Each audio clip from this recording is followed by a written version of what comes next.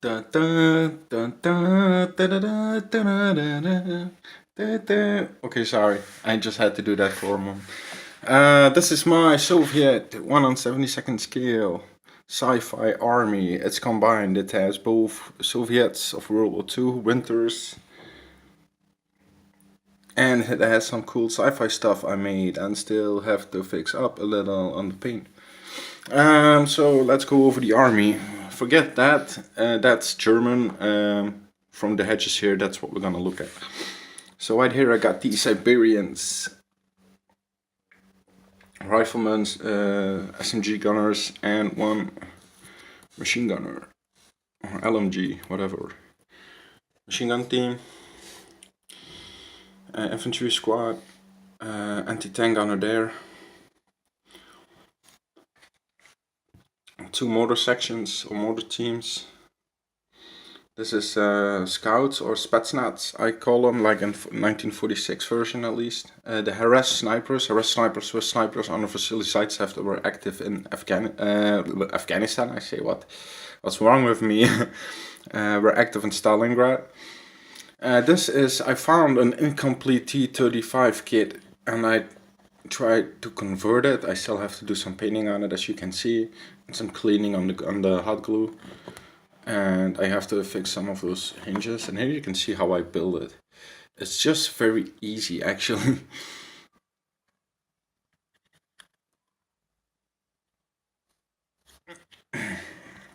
Here I got the Omega tank destroyer, or the Omega artillery piece, whatever you want to call it.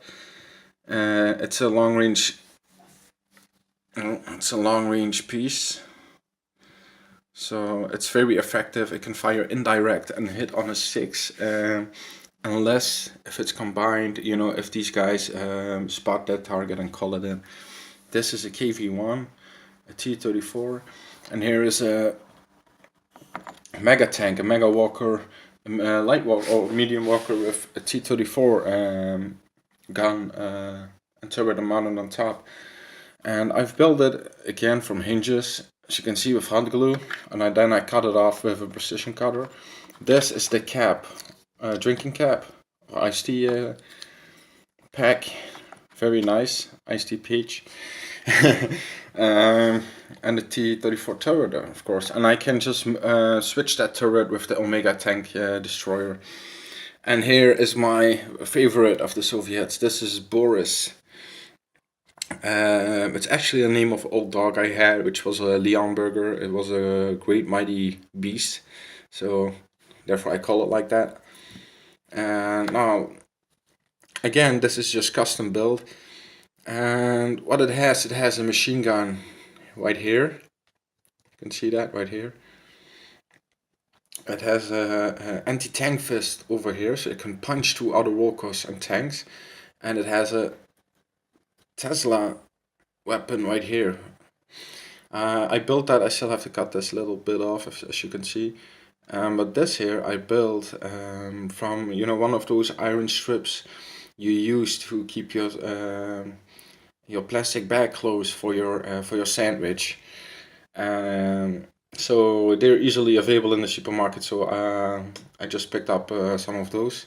And it has some anti-air guns right here, some 20mm or 30mm Bofors. I don't know precise what it is, but it's a Bofors anti-tank gun, anti-aircraft gun. What's wrong with me today? But it can shoot down aircraft. It can defend itself against aircraft. Because if you walk into something like this, you would be surely calling in the Air Force. Like hit this guy, man.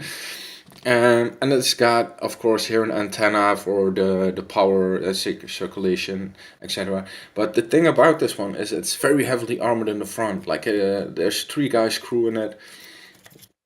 But in the back, I still have to do a little bit of work. But in the back is actually the fuel of it and the power unit. So in the back, if you manage to get behind it, you can go for an easy kill. But in the front, you have to be careful. Its anti-tank fist can have 3 attacks, and it can punch your walker, destroy it, or it can use that Tesla weapon, and it has a +5 on an anti-tank wall, because or two attacks versus infantry. So that's also again very lethal. And for me, I'm gonna bring up the LP2 to get this one. With the sunbeam cannon, if we go closer range. So I have very good news. I'm very excited. I'm sorry. I have very good news.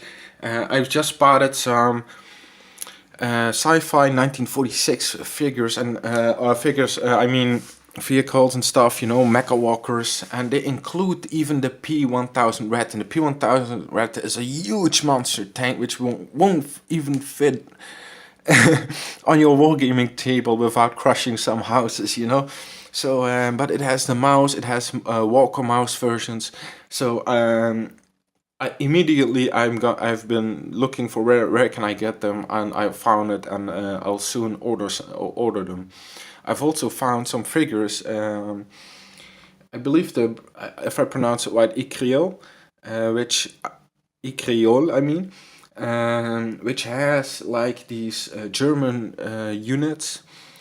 Three of them in the pack. It also includes Adolf Hitler, some sci-fi stuff, and some scientists.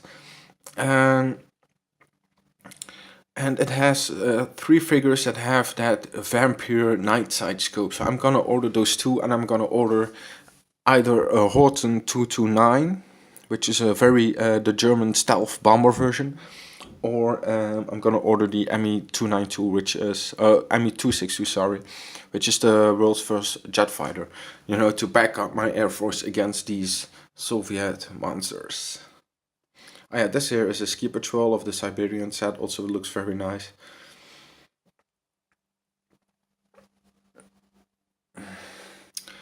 So that's it for now, for the Soviets at least. So the Soviets have stolen in some way with a spy which has infiltrated. Oh, what's wrong with me? I'm too hyped up. Sorry. But that have infiltrated German intelligence and have managed to steal some equipment and documents containing the secrets of futuristic warfare. And the Soviets use them, but they are not as yet highly skilled and highly developed and high tech as the German ones. And the Western allies will have them too, but the Americans as well. But they will have stolen both the technology. But the British, they will go and they will put in on hovercraft tanks.